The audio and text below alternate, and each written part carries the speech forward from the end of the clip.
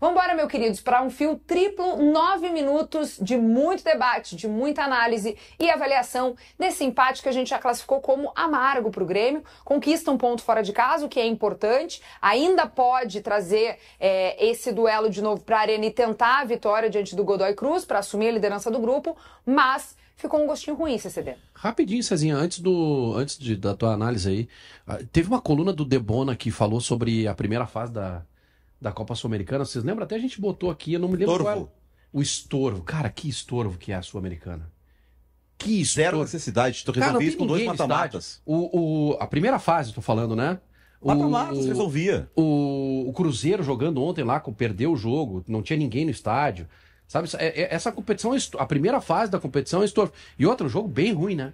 Terrível, terrível. A questão é a seguinte, a gente tem 10 países na América do Sul, não é Europa, o Alejandro Domingues acha que isso aqui é Europa. Não tem tantos clubes para jogar tantos jogos assim, não tem espaço para ter uma segunda competição com fase de grupos. Tinha que ter menos gente na Libertadores, alguns dos times da Libertadores estariam na Sul-Americana, daí tu ia tirar algumas nabas dessas, esses Atlético Grau da vida aí, que não existem, e tu ia fazer uma Sul-Americana mata-mata, tu diminui datas, inclusive, né? Em vez de. Se esses times jogassem mata-matas, em vez de 6 datas ocupadas, seriam 4. Isso é mais ou menos, tá? Como tu jogar um Campeonato Gaúcho. O Campeonato Gaúcho ainda tem o componente de o clube visitar cidades com muitos torcedores, mas são equipes completamente diferentes, equipes de investimentos completamente diferentes. Tu botar jogadores de altíssimo investimento para enfrentar outro tipo de ambiente é complicado, eu concordo com vocês, mas especificamente sobre o jogo de ontem, tá? Eu preciso separar em 3. Só para completar essa questão da Sul-Americana, tem um outro ponto. O Godoy Cruz usou ontem 5 jogadores que não vinham jogando, porque o Godoy Cruz, com o empate do Luquenho e do Atlético Grau, tá garantido pelo menos no playoff. E aí eles têm segunda-feira um jogo porque eles ainda tentam a vaga entre os 8 na segunda fase do Campeonato Argentino. Eles estão em 12º, classificam 8. E aí o Godoy Cruz olhou para esse jogo e preservou alguns jogadores priorizando o Argentino. Então o Grêmio empatou com o mistão do Godoy Cruz, é isso? Não, depois entraram alguns titulares no segundo tempo, mas para ver como a Sul-Americana se desvaloriza nela mesma por esse regulamento que não tem necessidade. Desculpa, pode ir agora. Não, faz parte. Eu preciso analisar o Grêmio diante do próprio Grêmio, entendeu? A situação do Grêmio é terrível. Porque o Grêmio, ele tem um grupo 100 peças para compor, ele não consegue compor. O Grêmio tem um trabalho de ordem... Olha o gol que errou o Bright White. Pelo amor de Deus. Olha lá o gol que errou o Bright White. E ontem o Marco disse que o Aravena atrapalhou o Bright White. Agora eu estou vendo aí como é que atrapalhou o Bright White. Mas enfim, o Mano vai ter muito mais trabalho do que a gente imagina. O trabalho do Grêmio hoje é um trabalho de salvação, eu diria. É incrível como o Grêmio se perdeu no caminho. É incrível como o Grêmio tem dificuldade de ordem técnica. É incrível como o Grêmio tem dificuldade de característica de jogadores que não marcam.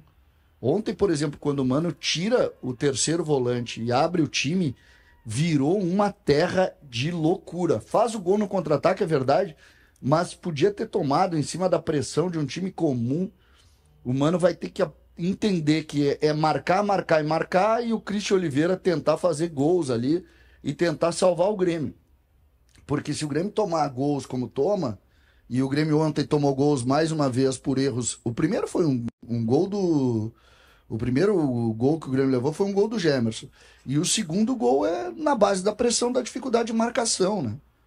Uma quantidade de erros coletivos e erros individuais que, olha esse troço, tem 9 jogadores. Vaguinho, olha esse lance ali. Tem 9 jogadores do Grêmio dentro da área e tem um cara dos caras livre. Sabe que Sabe que é isso, Vaguinho?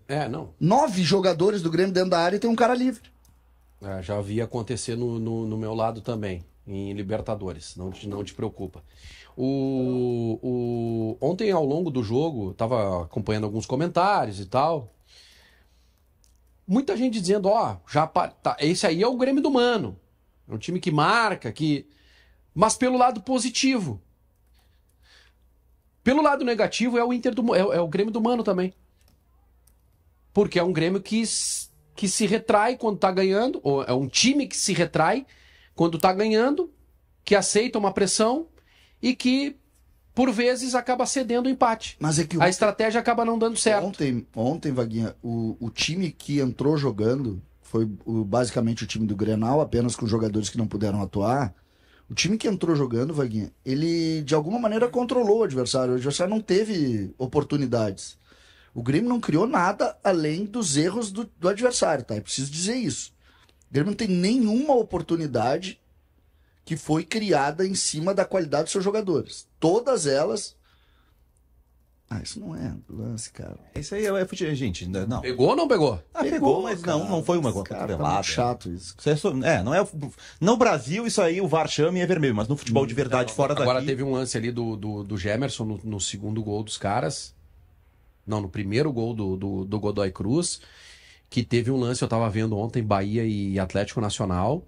O Atlético Nacional chega ao gol do empate num lance que não é igual, não é igual, mas o toque, assim, que se discute a intensidade do toque. E o Nacional reclamou bastante. Eu acho que o Nacional foi prejudicado ali. O juiz acertou aqui e errou lá. E só que assim, é importante dizer que ele deu no campo, não foi o VAR. O que eu penso? Ele poderia ter marcado e poderia não ter marcado. Por isso que tem que valer o campo, porque num jogo marca, no outro não marca. Mas é por isso que eu sou contra o VAR nesse tipo de lance. Esse lance tem que ser o campo. Só que sobre o time, Vaguinha, dentro da tua ponderação do lado bom e lado ruim, quando ele abre o time, o segundo gol, o gol que o Grêmio leva, tá aí o gol do Nacional. O gol que o Grêmio leva, Vaguinho, é um gol de... Cara... Tá aí, ó. Isso aí não pode ser anulado, pelo amor de Deus. Ele faz o gesto, assim, que tá empurrando, mas o jogador do Bahia não cai, ele vai pra trás. Tá, tudo bem. Mas ele ganha espaço, eu não tinha visto por essa imagem. Isso aí, ó. Tudo bem, mas ele ganha espaço... Não, é falta. Claro que é falta. Mas o jogador do Bahia... O jogador teria a bola. O jogador teria a bola se não tivesse as... Mas tu vê, o jogador do Bahia não cai no chão. Pelo contrário, ele continua tentando buscar a bola, mas ele ganha espaço. Ele ganha espaço porque segura o cara. Ganha espaço. Pra mim não tinha que anular esse lance. Não, tudo bem, mas ele ganha espaço.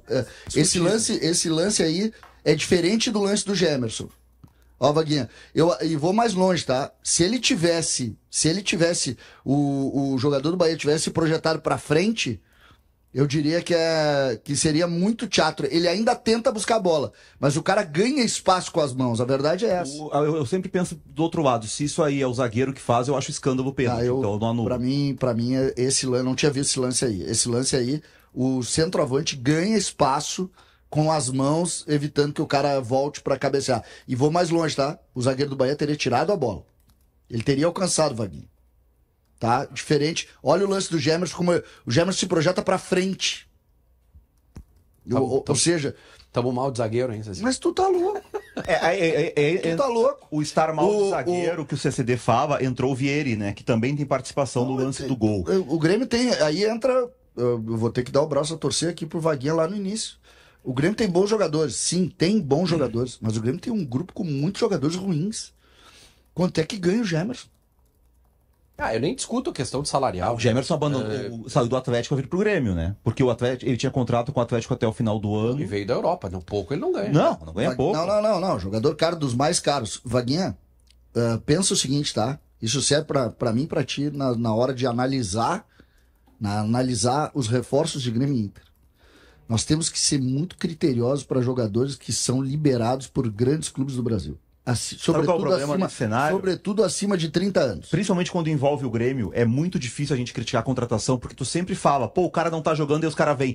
Mas em 95 o Paulo Nunes veio de refugo, o Jardel veio de refugo. 95 faz 30 anos que o Grêmio tenta reproduzir isso aí de contratar refugo. E não adianta, gente. O cara tava mal lá, o Atlético liberou. É óbvio que não vai chegar aqui e resolver. É muito difícil isso dar certo. A chance de dar certo é muito melhor. Agora, falando um pouco sobre a postura do Grêmio... Eu quero te provocar. Do quê? Eu quero provocar o debate. Tem um tempinho aí... Qual? Quanto tempo tu precisa? Não, o tempo quem vai dizer vai ser ele. Porque o Mano Menezes ontem fez uma alteração e eu não vi crítica nenhuma ao Mano Menezes. De quem? Tua? aqui, mas eu não consegui falar ainda sobre o jogo. Oh, então tá. Como assim? 9 minutos tu não conseguiu falar? Não, a questão de postura, tá, eu penso um pouco diferente, eu acho assim, de novo que tem que voltar na informação que o Godoy Cruz tinha 5 jogadores que não são titulares habituais. O zagueiro que jogou, o Rossi aqui, pelo amor de Deus, gente, eu não quero, é horroroso o Rossi, é horroroso o camisa 2 que jogou, não jogou o lateral Rara, também mudanças no ataque, depois entrou o centroavante titular que fez o segundo gol. Então, diante de um Godoy Cruz que já é fraco, e com 5 jogadores, eu acho que o Grêmio não tem que ter a postura que teve ontem. Ah, é começo de trabalho. Sim, é começo de trabalho, não tem tempo de fazer quase nada. Beleza, não é pra pau no treinador que acabou de chegar. Mas a postura como ideia é muito pobre pra Grêmio. A gente até tem, não sei se o Schenck tem, eu tinha mandado no grupo o mapa de calor do Grêmio do primeiro tempo. Mas cara, parece o... Tem mudança de postura em relação ao time do Quinteiros? Em relação... mudou uma forma de marca por zona agora. Quando o Grêmio tomou, o Grêmio era o time do Quinteiros. O Grêmio, quando tomou o gol, tinha linha de 5 o segundo gol. Esse é o ponto. O Grêmio faz o gol. O 2-1. Jogada do Oliveira que dá... Esse é o mapa de calor do Grêmio do primeiro tempo, ó. Contra o Godoy, não era o Boca na Bomboneira, não era o Estudiantes em La Plata, não era o River. É o Godoy Cruz, gente. Isso aí? No SofaScore. Godoy Cruz, gente. Isso não é postura. É começo de trabalho, tá? Assim, conhecendo o Mano, eu imagino que isso vai acontecer muitas vezes. Como é começo de trabalho, vale um desconto. Mas assim, o Grêmio, com o que gasta o Grêmio, explica, não pode fazer Godoy Cruz. O que diz assim? Isso aí. O que diz isso aqui? O time não quer tomar gol. Tomou 2. Médio do time. Esse é o posicionamento médio do Grêmio no primeiro. Esse é o primeiro tempo antes das trocas. O 11 é o Monsalve. O Monsalve teve o posicionamento médio de com a bola mais recuado que o Lucas Esteves. O lateral. Meu 25. Deus do céu. O meu meia tá ali na esquerda. Na lateral, cobrindo o Esteves. Isso aí. Tanto. O meu goleiro jogou fora da goleira.